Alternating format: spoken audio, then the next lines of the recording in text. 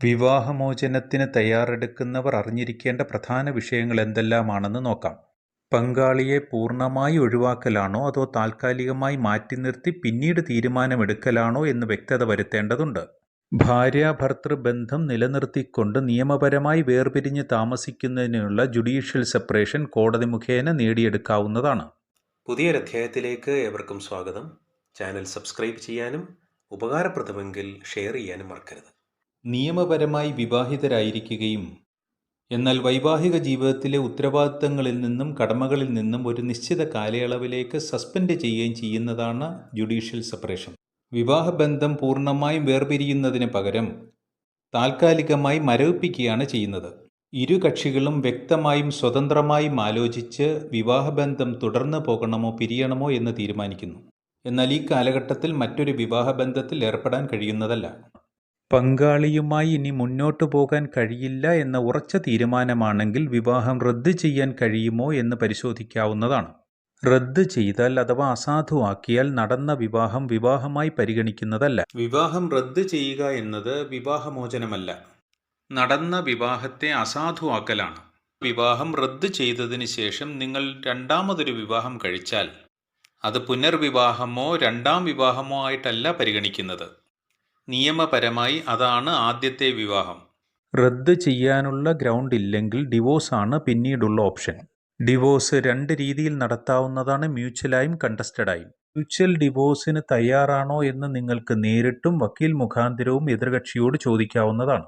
Mutual ഡിവോഴ്സിന് തീരുമാനമെടുത്തു കഴിഞ്ഞാൽ ആദ്യമായി ചെയ്യേണ്ടത് ഒരു ധാരണാപത്രം അഥവാ മെമ്മോറാണ്ടം ഓഫ് അണ്ടർസ്റ്റാൻഡിംഗ് തയ്യാറാക്കലാണ്.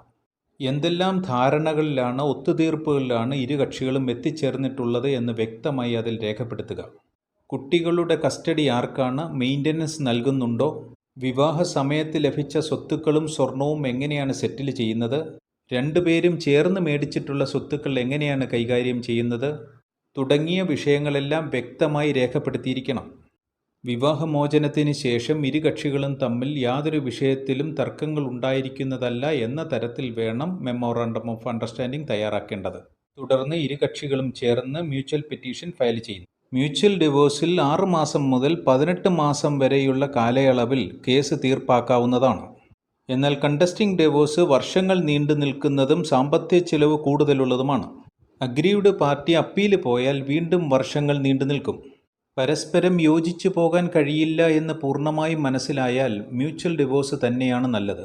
എന്നാൽ എതിർകക്ഷി മ്യൂച്വൽ ഡിവോഴ്സിന് തയ്യാറാകുന്നില്ലെങ്കിൽ സ്വന്തം നിലയിൽ വിവാഹമോചനത്തിന് കോടതിയെ സമീപിക്കാൻ കഴിയും. കണ്ടസ്റ്റഡായി വിവാഹമോചനത്തിന് കോടതിയെ സമീപിക്കുമ്പോൾ അറിഞ്ഞിരിക്കേണ്ട പല വിഷയങ്ങളുമുണ്ട്. ശരിയായ കാരണമില്ലാതെ ബന്ധം വേർപെടുത്തുന്നതിന് കോടതി അനുവദിക്കുന്നതല്ല. വ്യക്തമായ കാരണം കോടതിയെ ബോധിപ്പിക്കാൻ കഴിയണം. വിവാഹബന്ധം വേർപെടുത്തുന്നതിനാവശ്യമായ ഗ്രൗണ്ടുകൾ ഏതെല്ലാമാണെന്ന് നോക്കാം. അതിൽ പ്രധാനപ്പെട്ടത് അഡൾട്ടറിയാണ്. ഭാര്യയോ ഭർത്താവോ മറ്റൊരു പുരുഷനുമായോ സ്ത്രീയുമായോ വോളണ്ടറിയായി ലൈംഗിക ബന്ധത്തിൽ ഏർപ്പെടുക. മറ്റൊന്ന് ക്രൂവൽറ്റിയാണ്. അത് ശാരീരികമോ മാനസികമോ ആകാം. ഭാര്യയിൽ നിന്ന് ഭർത്താവിനോ ഭർത്താവിൽ നിന്ന് ഭാര്യയ്ക്കോ ഉണ്ടായാൽ കോടതിയെ സമീപിക്കാവുന്നതാണ്. മറ്റൊന്നാണ് ഡെസേർട്ട് ചെയ്യുക. പരാതി നൽകുന്നതിന് മുമ്പ് 2 വർഷക്കാലമായി ഉപേക്ഷിച്ചു പോവുക. യാതൊരു കാരണവുമില്ലാതെ അനുവാദമില്ലാതെ മാറി താമസിക്കുക. അതായത് കുടുംബജീവിതത്തിൻ്റെ ഉത്തരവാദിത്തങ്ങളിൽ നിന്ന് വിട്ടുനിൽക്കുക. ലെപ്രസി ഒരു ഗ്രൗണ്ടാണെങ്കിലും ഇന്ന് അത്തരം റിപ്പോർട്ടുകൾ വളരെ വിരളമാണ്. മറ്റൊന്ന് തുടർച്ചയായുള്ള മാനസിക രോഗങ്ങൾ. സാധാരണയായുള്ള ഡിസോർഡർ ഈ ഗണത്തിൽപ്പെടുന്നതല്ല. ഗൗരവമുള്ളതും ഒരു മെഡിക്കൽ പ്രാക്ടീഷണർ വ്യക്തമാക്കിയിട്ടുള്ളതുമായിരിക്കണം. മറ്റൊരു ഗ്രൗണ്ടാണ് സെക്ഷുവലി ട്രാൻസ്മിറ്റഡ് ഡിസീസ്. HIV പോലെ പടരുന്ന വെനറൽ ഡിസീസ് ഉണ്ടായിരിക്കുക. എന്നാൽ പരാതി നൽകിയ ആളിൽ നിന്നാണ് ഈ അസുഖം പകർന്നതെങ്കിൽ അതിന്മേൽ പരാതി നൽകാൻ കഴിയുന്നതല്ല. 7 വർഷമോ അതിലുപരിയോ തടവ് ശിക്ഷ വിധിക്കപ്പെട്ട പാർട്ട്ണറിൽ നിന്ന് വിവാഹമോചനം നേടാവുന്നതാണ്. മറ്റൊരു ഗ്രൗണ്ടാണ് സ്വന്തം മതം ഉപേക്ഷിച്ച് മറ്റൊരു മതം തിരഞ്ഞെടുക്കുക. ഇവിടെ തൻ്റെ ഭാര്യയുടെ അല്ലെ ഭർത്താവിൻ്റെ സമ്മതത്തോടെയും അറിവോടെയും ആണെങ്കിൽ മറ്റൊരു പ്രശ്നമുണ്ടാകുന്നതല്ല. മറ്റൊരു ഗ്രൗണ്ടാണ് പ്രിസംപ്ഷൻ ഓഫ് ഡെത്ത്. മരിച്ചതായി കണക്കാക്കുക. തൻ്റെ ഭാര്യ അല്ലെങ്കിൽ ഭർത്താവിനെ 7 വർഷമായി കാണാതാകുകയും ആള് ജീവിച്ചിരിപ്പുണ്ടോ അതോ മരിച്ചതാണോ എന്ന് അറിയാത്ത അവസ്ഥ. മറ്റൊന്ന് ജുഡീഷ്യൽ സെപ്പറേഷനോ റെസ്റ്റിറ്റ്യൂഷൻ ഓഫ് കോഞ്ചുഗൽ റൈറ്റോ കോടതി അനുവദിക്കുകയും നിശ്ചിത കാലയളവ് കഴിഞ്ഞിട്ടും പരസ്പരം യോജിപ്പിലെത്താൻ കഴിയാതാകുക. ഇത്തരത്തിൽ ഏത് ഗ്രൗണ്ട് ഉണ്ടായാലും അഗ്രീവ്ഡ് പാർട്ടിക്ക് വിവാഹമോചനത്തിനായി കോടതിയെ സമീപിക്കാവുന്നതാണ്. സ്ത്രീകൾക്ക് മാത്രമായുള്ള ചില ഗ്രൗണ്ടുകളുണ്ട്.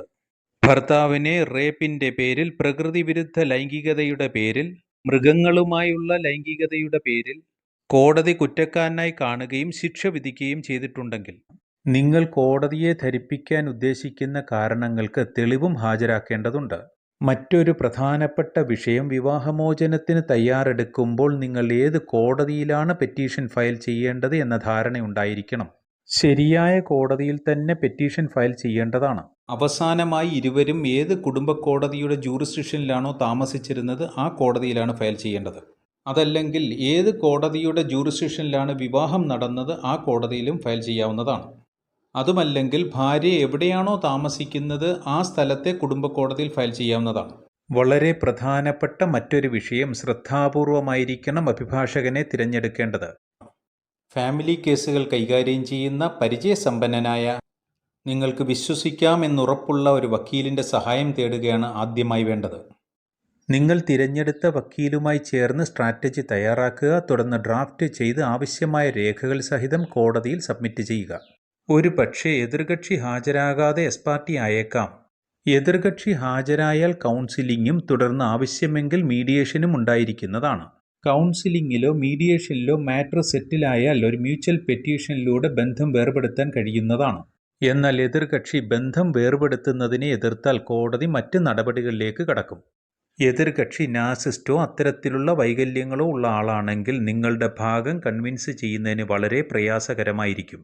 വിദഗ്ധരുമായി ബന്ധപ്പെട്ട് ഇത്തരം സന്ദർഭങ്ങളെ എങ്ങനെ കൈകാര്യം ചെയ്യണമെന്ന് മനസ്സിലാക്കേണ്ടതാണ്.